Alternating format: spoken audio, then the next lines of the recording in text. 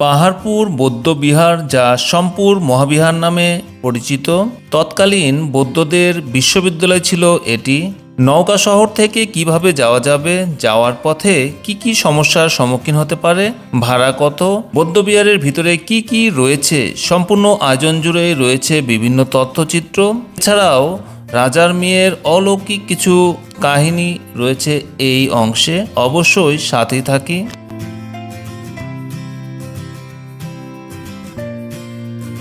পাহাড়পুর বৌদ্ধবিহারে যাওয়ার জন্য নওগাঁ শহর থেকে সিএনজি যোগে বালুডাঙ্গাতে যেতে হবে। বাস ভাড়া পড়বে 30 টাকা। বালুডাঙ্গা থেকে পাহাড়পুরের 50 টাকা সিএনজিতে ভাড়া পড়বে। সিএনজিতে যাতায়াত সহজ এবং তাড়াতাড়ি হবে। বাস যোগে যাতায়াত খরচ একটু কম হলেও সময় কিন্তু বেশ প্রয়োজন। বৌদ্ধবিহারের প্রবেশের পূর্বেই রয়েছে মেইন ফটক এবং তার পাশেই রয়েছে ভিতরে কি কি করণীয় এবং কি কি বর্জনীয়। এছাড়াও পাশেই রয়েছে টিকিট কাউন্টার, যেখানে প্রতিটি টিকিটের মূল্য পড়বে দেশি পর্যটকের জন্য 30 টাকা, মাধ্যমিক এবং উচ্চ মাধ্যমিক শিক্ষার্থীদের জন্য 10 টাকা, সার্ক বহির্ভূত পর্যটকদের জন্য 500 টাকা এবং সার্কভুক্ত বিদেশি পর্যটকদের জন্য 200 টাকা।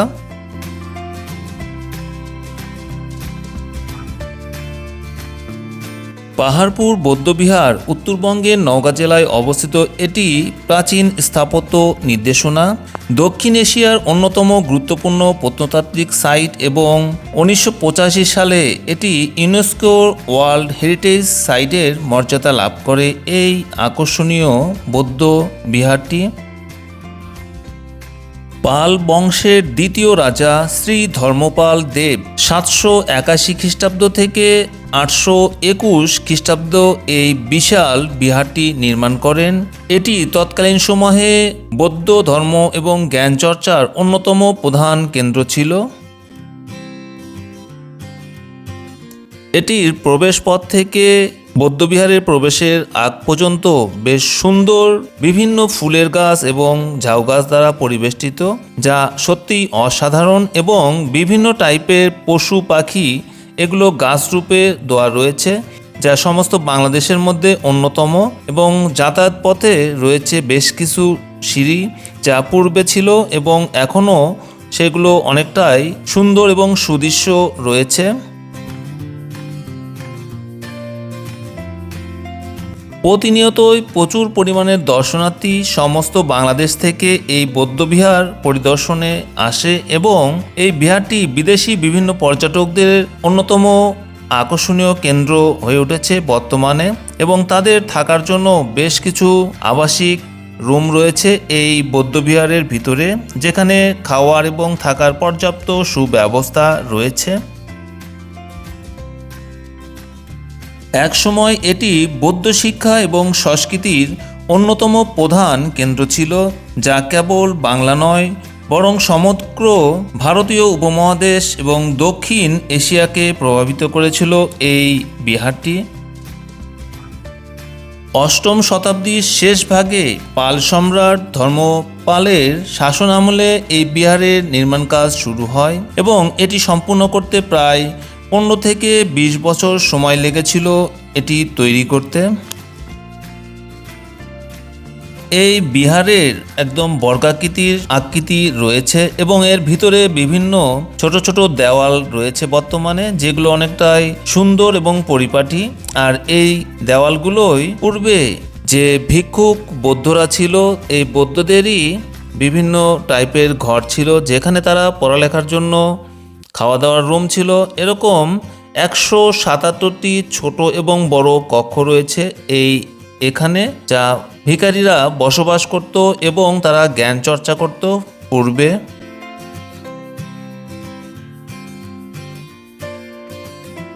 জ্ঞান চর্চাকারীদের জন্য যে রুমগুলো ছিল, সম্পূর্ণ অংশ ঘুরে দেখতে কিন্তু বেশ সময়ের প্রয়োজন হবে, এবং এগুলো এতটাই মসৃণ যা দেখলে সত্যি বিস্মিত হবেন।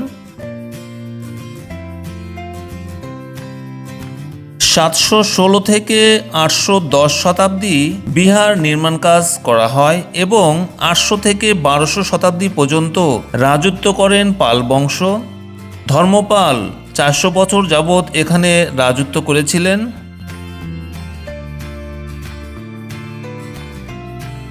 1300 সালের দিকে বৌদ্ধ এবং হিন্দু উভয়ই মিলেমিশে এখানে অবস্থান করছিল। পরবর্তীতে সেন বংশ তারা এখানে আক্রমণ করে এবং এখান থেকে বৌদ্ধ এবং হিন্দুরা পলায়ন করে।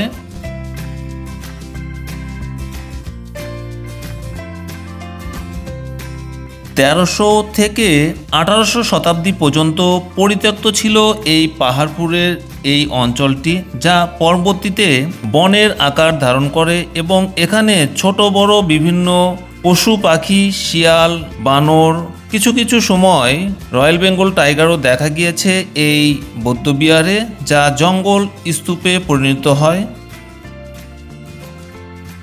বৌদ্ধবিহারের এই প্রতিটি দেওয়ালেই পোড়ামাটির ফলকগুলো দেখা যায়। এগুলোতে বিভিন্ন মূর্তির ছবিগুলো রয়েছে, যা সত্যি অসাধারণ। যেখানে মানুষের জীবনযাত্রা, দেবদেবী, পশু পাখি এবং তৎকালীন সংস্কৃতির প্রতিটি ছবি ফুটিয়ে তোলা হয়েছে এই ছবিগুলোতে।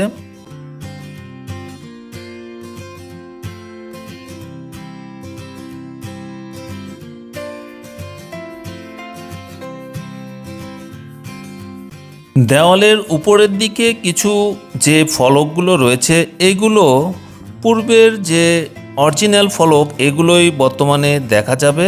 এছাড়াও এর নিচের দিকে যে বিভিন্ন ছবিগুলো পাওয়া যায়, এই ছবিগুলো পরবর্তীতে নতুন করে সংস্কার করা হয়, কারণ এগুলো নষ্ট হতে পারে। এই জন্যই নতুন করে নিচের যে ছবিগুলো রয়েছে এগুলো তৈরি করা হয়।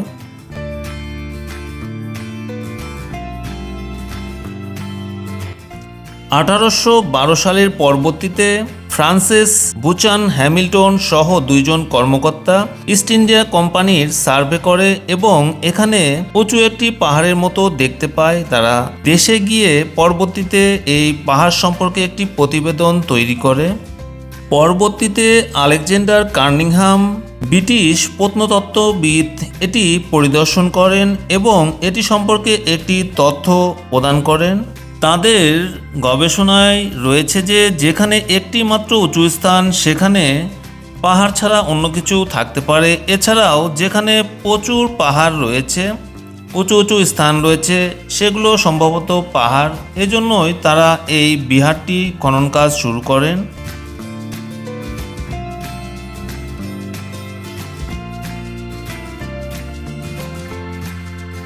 1900 সালে জমিদারি প্রথা চালু ছিল। তখন খনন কাজে তারা বেশ বাধা প্রদান করে এবং 1904 সালে আবেদনের প্রেক্ষিতে 1919 সালে বিহার কর্তৃক আওতায় আসে এই জায়গাটি এবং 1923 থেকে 1934 সাল পর্যন্ত এটির খনন কাজ চলে পুরোদমে। প্রায় 11 বছর যাবৎ এই বিহারটির খনন কাজ হয়।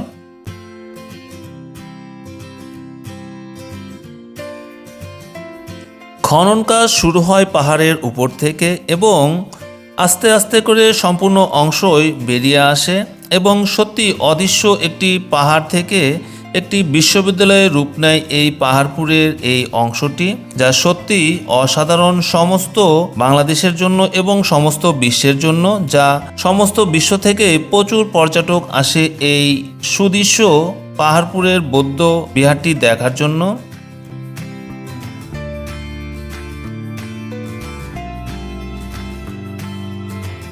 সম্পূর্ণ খনন শেষে এখানে বৌদ্ধ ধর্মাবলম্বীদের জ্ঞান চর্চার জন্য 177টি কক্ষ পাওয়া যায় এবং বিভিন্ন টাইপের ছোট বড়, এছাড়াও খাওয়ার জন্য, রিসিপশনের জন্য অ্যাডমিনিস্ট্রেটিভ রুম, বিভিন্ন রুমগুলোই এখানে পাওয়া যায়। এছাড়াও তাদের পানি পানের জন্যও এখানে কূপ খনন করা রয়েছে।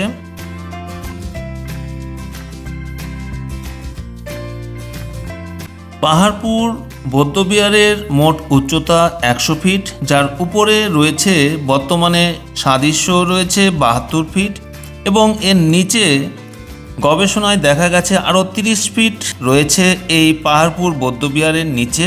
এটি পূর্বে 5 তলা অন্তর্ভুক্ত ছিল, যা প্রতিটি তালার 20 ফিট করে ছিল, যা বর্তমানে 10 তলা বিল্ডিংয়ের সমমান।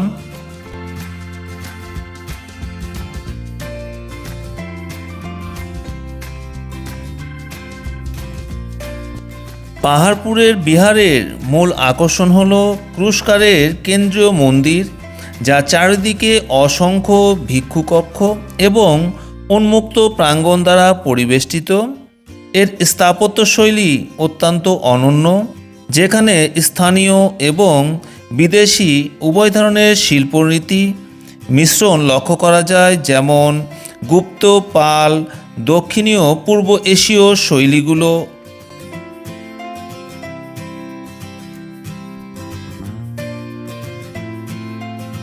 বিহারের দেওয়ালগুলোতে রয়েছে হাজার হাজার পোড়ামাটির ফলক বা টেরাকোটা দিয়ে সজ্জিত, যেখানে সমসাময়িক শিল্পকলা, ধর্মীয় বিশ্বাস, দৈনন্দিন জীবনের নানা দৃশ্য নিপুণভাবে ফুটিয়ে তোলা হয়েছে।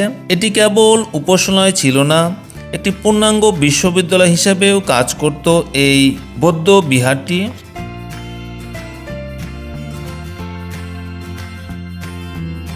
এখানে বৌদ্ধ দর্শন, যুক্তিবিদ্যা, চারুকলা বিষয়ে উচ্চতর শিক্ষা দেওয়া হতো।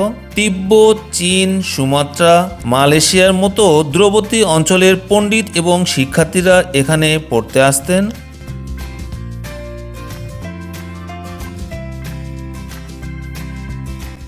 ধারণা করা হয় আচার্য অতীশ দীপঙ্কর, সৃজন, নাগজুন এবং শিলভদ্রের মতো প্রখ্যাত শিক্ষকরাও এই প্রতিষ্ঠানেই পাঠদান করতেন।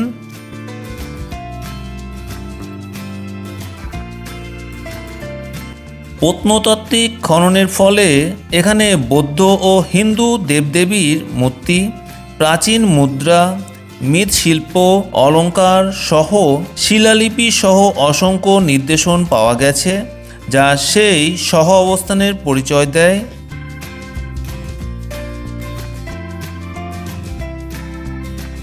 প্রায় 4 শতাব্দী ধরে এই বিহারটি সমৃদ্ধ ছিল। 1200 শতাব্দীতে তুর্কি আক্রমণের ফলে এটি ক্ষতিগ্রস্ত হয় এবং এর বিশাল লাইব্রেরিগুলো পুড়িয়ে দেওয়া হয়, যার ফলে এর পতন ঘটে।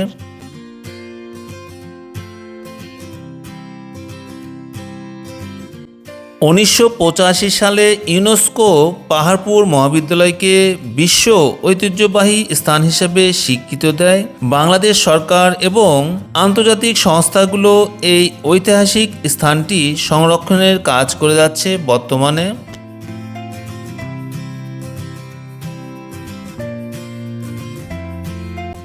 রাজা ধর্মপাল এই বৌদ্ধবিহারের প্রতিষ্ঠাতা ছিলেন। শ্রী শ্রী ধর্মপাল, অর্থাৎ অনেকেই এটিকে মহা ভিক্ষুক পাল হিসাবে খ্যাত ছিল।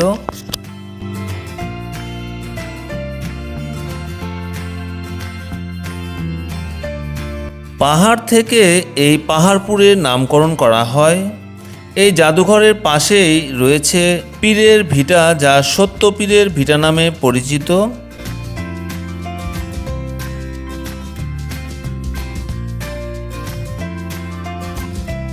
লোককথায় বর্ণনা রয়েছে এই জাদুঘরের পাশে ছিল মহিতুল রাজার বাড়ি। তার মেয়ের নাম ছিল সন্ধ্যাবতী। একদিন নদীতে গোসল করার জন্য যায় সন্ধ্যাবতী এবং তার সামনে একটি ফুল আসে এবং ফুলটি তার সহপাঠীরা নেওয়ার চেষ্টা করে, কিন্তু বিভিন্ন কারণে ফুলটি আর ধরা দেয় না এবং সন্ধ্যাবতী যখন এই ফুলটি কাছে নেয়, তার কাছে ধরা দেয় এবং ওটার গন্ধ নেওয়ার জন্য যখন নাকের কাছে নিয়ে আসে, তখন সে তার নাক দিয়ে এটি তার শরীরে প্রবেশ করে এবং সে পরবর্তীতে গর্ভধারণ করে।